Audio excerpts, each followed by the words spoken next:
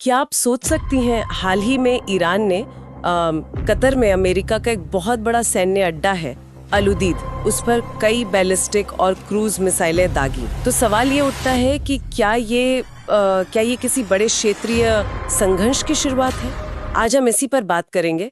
मध्य पूर्व में जो ये अमेरिका, ईरान और इजराइल ईरान के बीच तनाव बढ़ रहा है और इसका दुनिया पर क्या असर होगा, और ये चर्चा हम उन स्रोतों के आधार पर कर रहे हैं जो हमें मिले हैं मध्य पूर्व सुरक्षा चुनौतियां और संघर्ष के कुछ अंशों से। तो हुआ ये कि ईरान का ये हमला असल में एक जवाब था। कुछ दिन पहले, मतलब 20 से 22 जून के बीच, अमेरिका ने ईरान के 3 परमाणु ठिकानों पर, फोर्डो, नतांज और इस्फहान पर हवाई और साइबर हमले किए थे। अमेरिकी अधिकारियों के मुताबिक तो उनका मकसद ईरान को परमाणु हथियार बनाने से रोकना था, लेकिन ईरान ने इसे साफ तौर पर गैर कानूनी हमला कहा। अब जरा इस हमले को देखते हैं जो अल उदीद पर हुआ।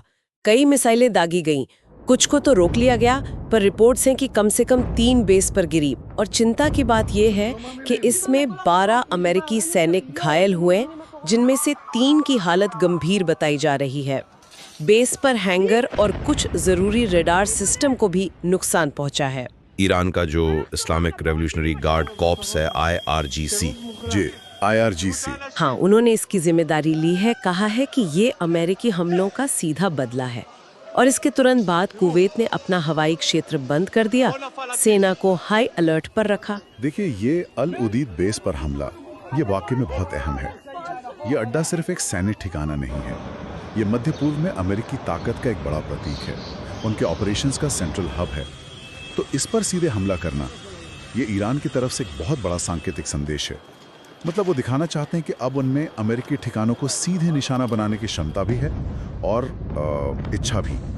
ये सिर्फ नुकसान से कहीं ज्यादा मायने रखता है। हाँ, और ये सिर्फ अमेरिका ईरान के बीच की ही बात नहीं है, है ना?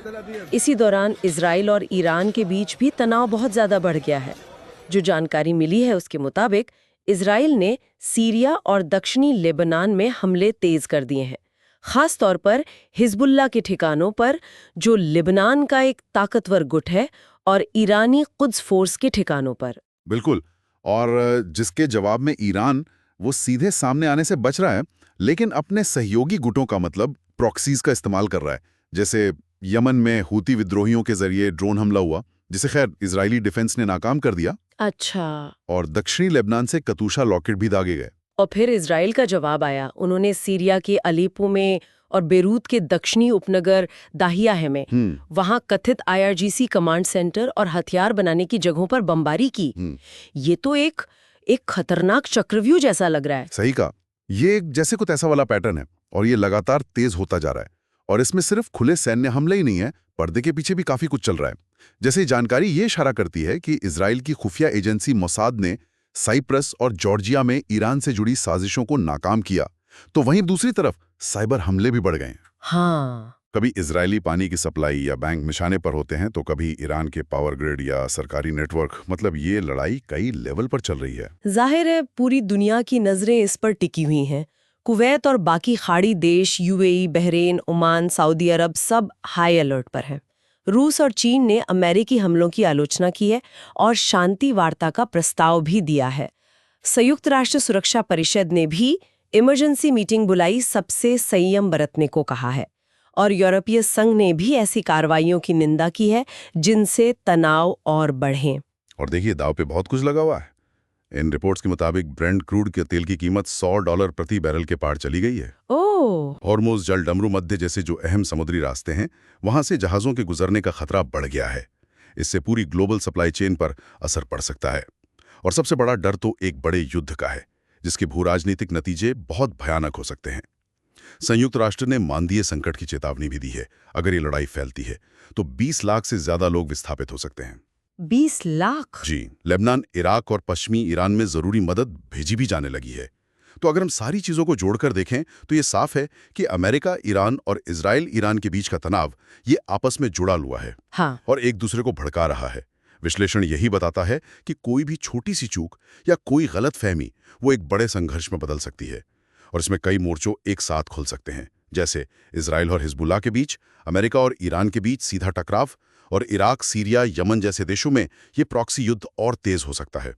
और इसके आर्थिक और मानवीय परिणाम वो बहुत गंभीर होंगे। तो अब सवाल ये है कि आगे क्या हो सकता है। जो जानकारी हमारे पास है वो दो रास्ते दिखाती है। एक तरफ तो कूटनीति की कोशिशें चल रही हैं।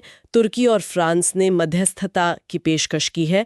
संयुक्त राष्ट्र और अरब लीग के जरिए सीरिया में लड़ाई रोकने के लिए सुरक्षित गलियारे बनाने पर भी बात हो रही है। हाँ, लेकिन दूसरी तरफ सैन्य तनाव और बढ़ने का खतरा भी उतना ही बड़ा है, शायद उससे ज्यादा।